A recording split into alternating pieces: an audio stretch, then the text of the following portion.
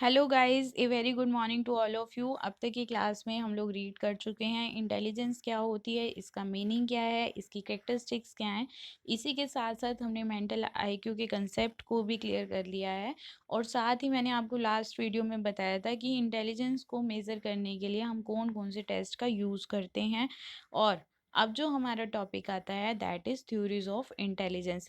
देखिए, आपके सिलेबस में जो है वो सिर्फ इंटेलिजेंस टॉपिक का नाम दे रखा है, लेकिन उसके अंदर ये क्लियर नहीं कर रखा कि आपकी कौन कौन सी थ्योरीज हैं या हमने इसके अंदर कौन कौन से पार्ट को कवर करना है। तो जो इम्पोर्टेंट थ्योरीज हैं, it is on basis of your previous exams. ये आपके प्रीवियस एग्ज़ाम्स के ऊपर बेस्ड हैं जो अक्सर पूछी गई हैं पेपर में। तो मैं आज उन्हीं को कवर करूँगी। मैंने 4 थ्योरीज को सिलेक्ट किया है जो कि आपके पेपर में बहुत बार रिपीट हुई हैं। तो सबसे पहले इसके अंदर जो थ्योरी आती है that is your Spearman theory, जो कि स्पीयरमैन ने दी थी, और इसको टू फैक्टर थ्योरी भी बोला जाता है। अगर हिंदी में बात करूँ तो इसको द्विकारक सिद्धांत भी बोला जाता है। क्यों बोला जाता है? क्योंकि इसके अंदर दो कंपोनेंट्स को इन्होंने इंक्लूड कराया है। ये दो कंपोनेंट्स कौन कौन से हैं? सबसे पहला है इसके अंदर जी फैक्टर। जी फैक्टर जिसको सामान्य कारक भी बोला जाता है। और ये कहते हैं कि जो बुद्धिमान वाली ये योग्यता होती है, इस तरह की जो एबिलिटी होती है, ये हर व्यक्ति में विद्यमान होती है, हर व्यक्ति में मौजूद होती है। लेकिन डिफरेंस सिर्फ इतना है कि किसी व्यक्ति में ये बहुत ज़्यादा होती है और किसी व्यक्ति में ये बहुत कम मात्रा में होती है। फाइन। इसके बाद ये कहते हैं कि इस इंटेलिजेंस में जिसके अंदर ये एबिलिटी, जिसके अंदर जी एबिलिटी सबसे ज़्यादा होती है, वो लोग बहुत अधिक बुद्धि वाले होते हैं। इसी के बाद नेक्स्ट आपका आता है एस फैक्टर, जिसको स्पेसिफिक फैक्टर भी बोला गया है। स्पेसिफिक फैक्टर वो, या फिर हिंदी में इसको बताऊं तो विशिष्ट कारक बोला जाता है। ये किसी स्पेसिफिक एबिलिटी को शो करता है, आपकी कोई ना कोई विशिष्ट योग्यता को दर्शाता है। जैसे फॉर एग्जाम्पल, कोई अगर म्यूज़िक बजाता है तो उसको म्यूज़िशियन बोला जाता है। अगर कोई डांस करता है अच्छा तो उसको डांसर बोला जाता है। कोई अच्छी पेंटिंग करता है तो उसको पेंटर बोला जाता है। वो किसी भी व्यक्ति की एक स्पेसिफिक योग्यता को बताता है। वो होता है हमारा एस फैक्टर, जो कि बुद्धि के लिए रिस्पॉन्सिबल है। तो ये कहते हैं बेसिकली कि दो कारक हैं जो बुद्धि के लिए, जो इंटेलिजेंस के लिए रिस्पॉन्सिबल होते हैं। इसके बाद जो आपकी सेकंड थ्योरी आती है वो आती है आपकी थ्रस्टन की थ्योरी, और ये इंक्लूड करती करती है 7 प्राइमरी मेंटल एबिलिटीज़ को। ये कहते हैं जो बुद्धि होती है वो एक जनरल एबिलिटी है, वो एक सामान्य योग्यता है। और इसके अंदर हम 7 तरह की जो मानसिक योग्यताएं हैं उनको इन्वॉल्व करते हैं। सबसे पहला इसके अंदर आता है एसोसिएटिव मेमोरी। ये हमारी वो एबिलिटी होती है जिसमें हम चीज़ों को रिकॉल करते हैं, चीज़ों को याद करते हैं और उनको मेमोराइज करते हैं, उनको स्मृति के अंदर सूचनाओं को डालने की कोशिश करते हैं। तो हमारी इस तरह की अगर योग्यता अच्छी है तो हम ये कहेंगे कि हमारी एसोसिएटिव मेमोरी अच्छी है। तो बुद्धि इन्होंने कंप्रेस किया है 7 से। ये कह रहे हैं कि जो हमारी इंटेलिजेंस है वो इन 7 कारकों से मिलकर बनी है। फाइन। सेकंड में ये कहते हैं न्यूमेरिकल एबिलिटी। न्यूमेरिकल एबिलिटी में अगर किसी भी व्यक्ति के अर्थमेटिक प्रॉब्लम्स को सॉल्व करने की एबिलिटी अधिक है किसी भी व्यक्ति में, तो उसकी क्या कहेंगे हम, न्यूमेरिकल इंटेलिजेंस का जो उसका पोर्शन है वो बहुत अच्छा है। ठीक है, तो ये आपकी एबिलिटी होती है किसी भी मैथमेटिकल अर्थमेटिक प्रॉब्लम्स को सॉल्व करने की योग्यता। थर्ड आती है हमारी परसेप्चुअल स्पीड। परसेप्चुअल का मतलब समझिए यहाँ पर टू परसीव द थिंग्स, कि आप किसी चीज़ को किस तरह परसीव कर रहे हैं, और उन दोनों को परसीव करने के बाद, देखने के बाद, उनकी सिमिलैरिटीज़ और डिफरेंसेस को क्या समझ पा रहे हैं किसी भी वस्तु की, किसी भी स्थान की, किसी भी जगह की।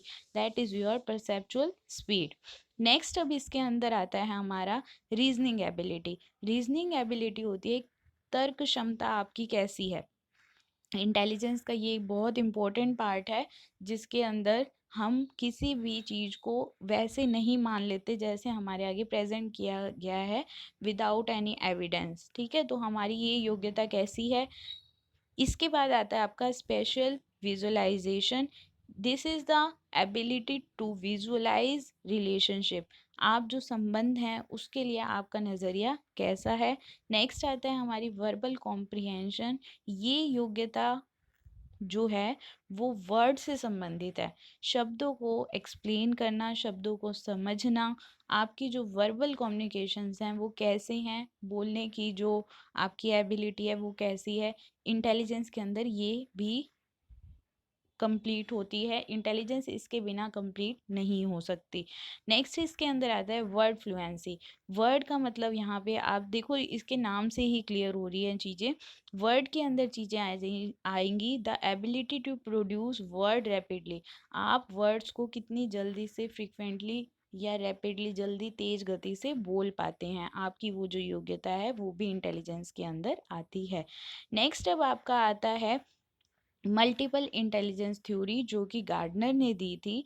और इन्होंने बेसिकली देखो, जो थर्स्टन थे उन्होंने 7 बताए थे, अब ये कहते हैं कि 8 तरह के होते हैं हमारे अंदर, 8 तरह की स्किल्स होती हैं, 8 तरह की एबिलिटीज होती हैं।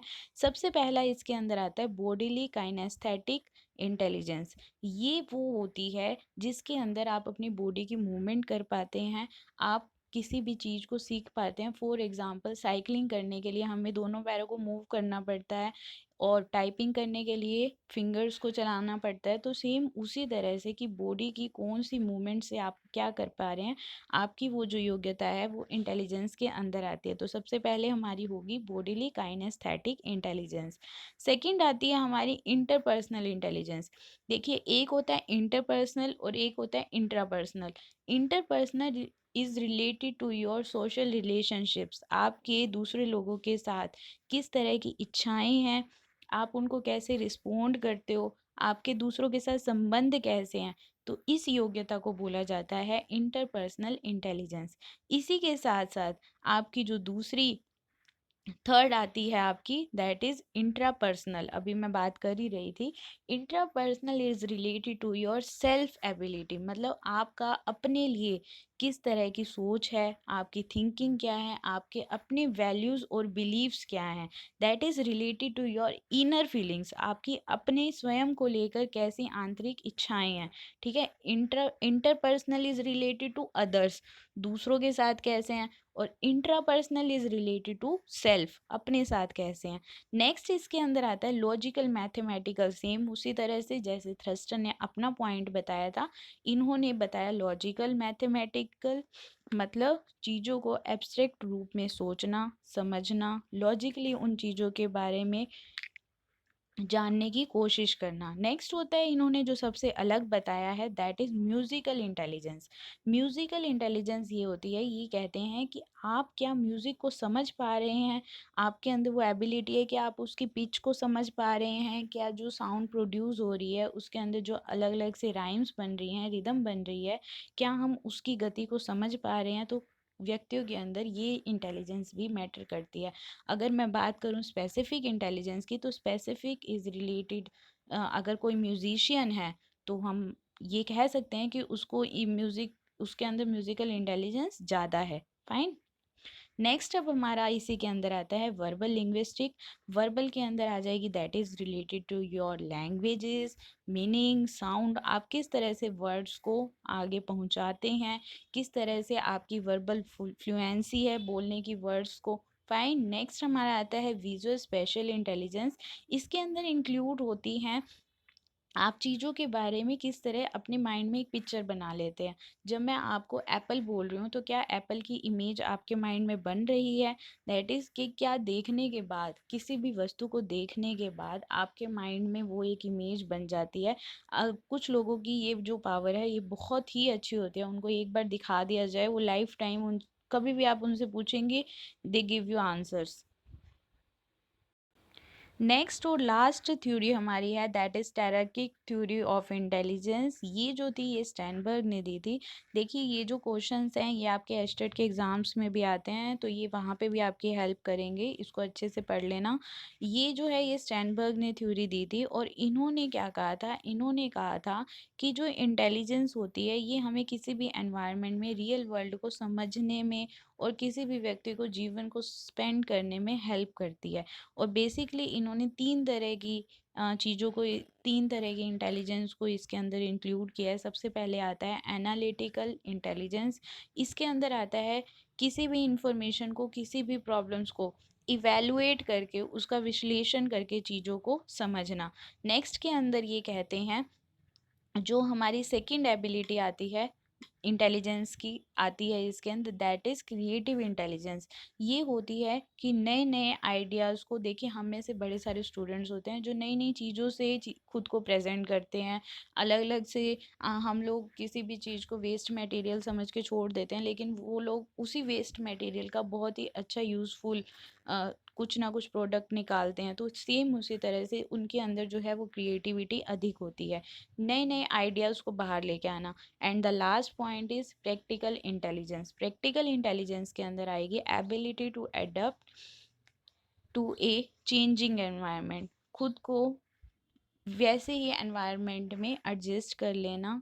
मान लीजिए अगर एनवायरनमेंट चेंज हो गया तो वहाँ पे भी हम लोग जो खुद को एडजस्ट कर लेते हैं, वो जो योग्यता होती है उसको प्रैक्टिकल इंटेलिजेंस बोला जाता है। तो that is all about your theories of intelligence. और कल की क्लास में हम नेक्स्ट टॉपिक को रीड करेंगे।